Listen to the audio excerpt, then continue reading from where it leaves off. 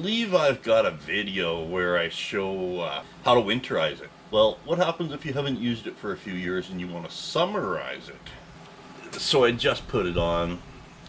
I'll quickly go through a couple of the things here. You want the tie downs to just be snug. You don't want them tight because the eye bolts just go up through wood. I think the vast majority of the camper staying on is due to it weighing thousands of pounds. Which brings up another thing. You want to make sure your box is clean. Make sure you don't have a bunch of marbles in your box, because then your camper can slide out a lot easier. Snug tie downs.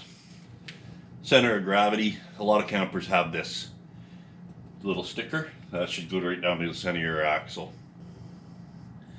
I think that's all I got to say about that.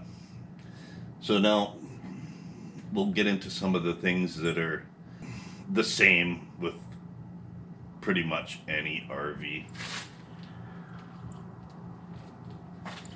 If it's been parked throughout the winter, chances are if you live anywhere cold anyways, you've probably winterized it or had it winterized, which means all the plumbing lines have plumbing antifreeze in them. You want to get that out, and what I do is I actually save it and reuse it because I'm a cheapskate.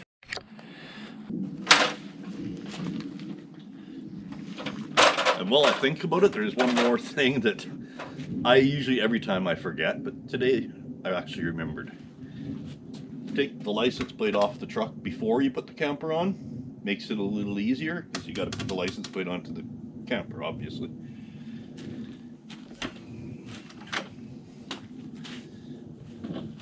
Now, in the interest of just to show you what not to do, I had this like that, not latched when I put the camper on.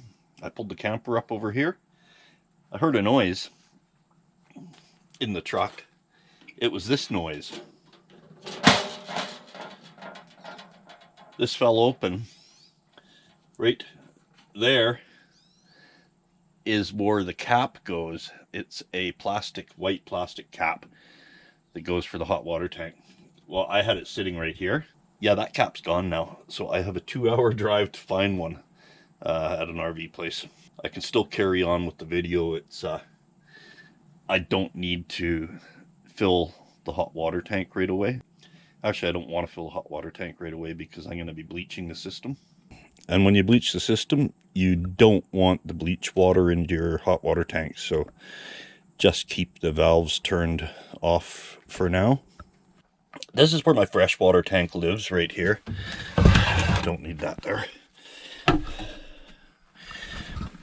Now, when I winterize it, I drain the tank.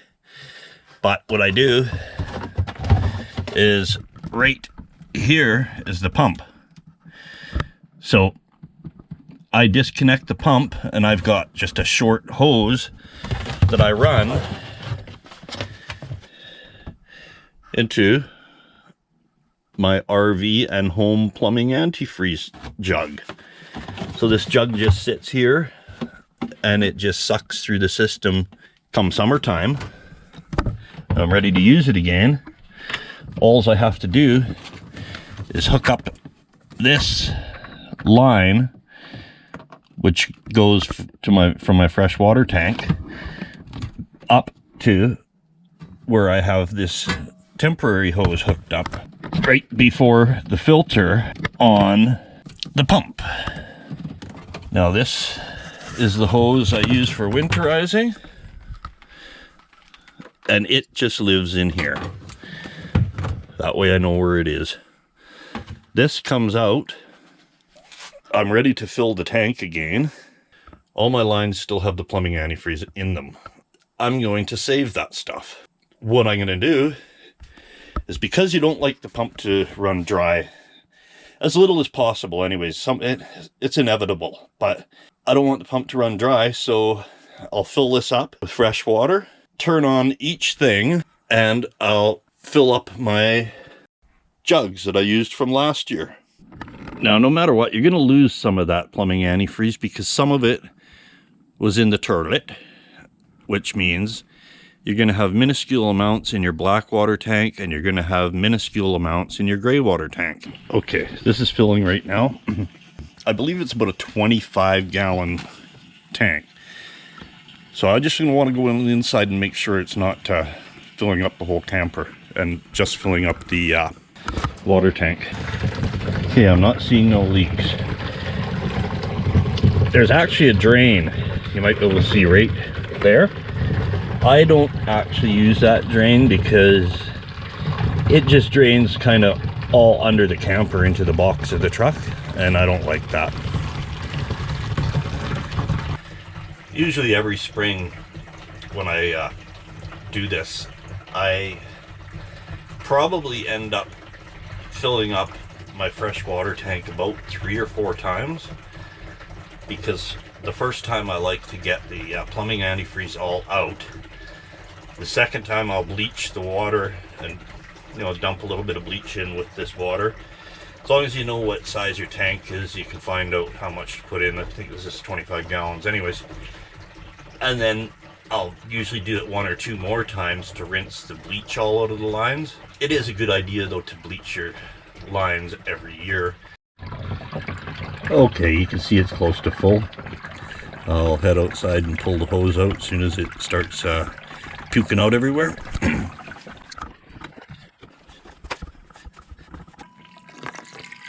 Okay, so now I turn the pump on. You see it's coming out pink.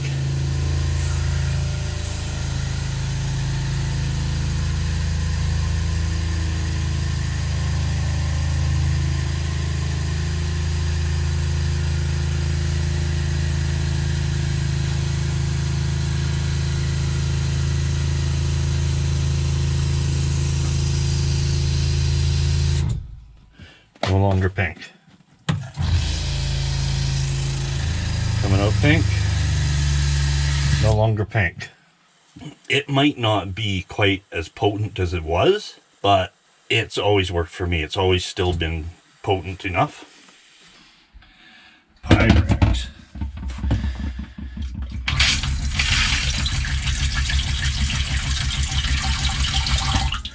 Not much. Very little, and it's very light pink. We're not going to worry about it.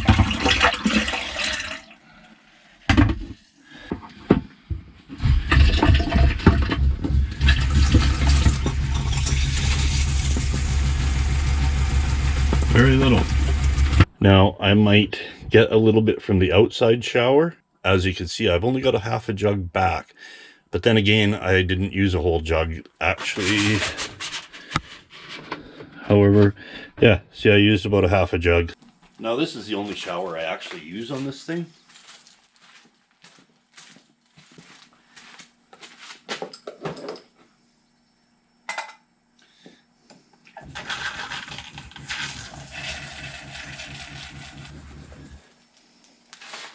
Once again, it's very light pink, so there's hardly any in it, and it's safe. It's plumbing antifreeze. However, you do want to drain that, because you don't really want to go out and start taking a shower and end up all pink. One more thing I can talk about right now is the air conditioning. If you have it, you probably want to vacuum it out, and you can get this spray for the condenser that it's kind of a foam crap, and it's a good idea to just get some of that and spray the condenser and stuff. Just clean it all up before you use it. No, I think that's pretty much it. You want to empty your cupboards and vacuum out the bugs because they're yucky. You want to check your fire extinguisher, make sure it's still good. And it's a good idea to run your fridge for a few days on your house power just to, get it cold. Mine appears to not be working. That's kind of par for the course for this thing. It's a Dometic. I've had nothing but problems ever since I've had it. It tends to work when it wants to. I have seen that people say to order the new control box thing, computer box. You can get that online. It's a Dinosaur, it's called. It's an aftermarket controller for your fridge, and they're supposed to be really good, so I might have to invest in one of them. Now, of course, you're going to make sure you have propane, but there's something that I didn't really notice on these things. You may have not noticed either. If you have a dual propane thing, you can see there's that valve in the middle that switches from one tank to the other. Well, have you ever seen the little green thing up at the top that tells you that there's actually propane in the tank? It turns red when the tank is empty. I'll show you a close-up of that. Yeah, right there, that little thing. It took me about a year or two before I noticed it. I should just say, though, with that hot water tank with the missing plug thing, now once I go get a new plug, it's a good idea just to wrap some Teflon tape around it before you put it in. It's the next day now. One thing about living in rural, just to go get this is like probably over 20 bucks in fuel. The other thing is you have to buy two because they think you're an idiot and that you're going to lose one of them. They're just cheap plastic things. I think they're meant to blow out if there's a problem with the hot water pressure.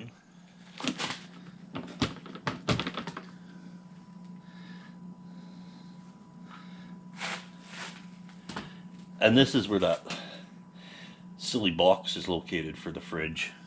It's right here in the corner.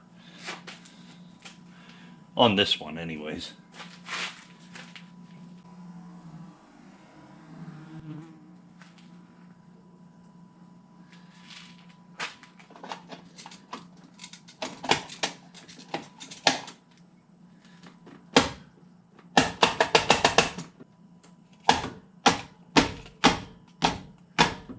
Sometimes I can just bang on this thing and get it to work, but shit.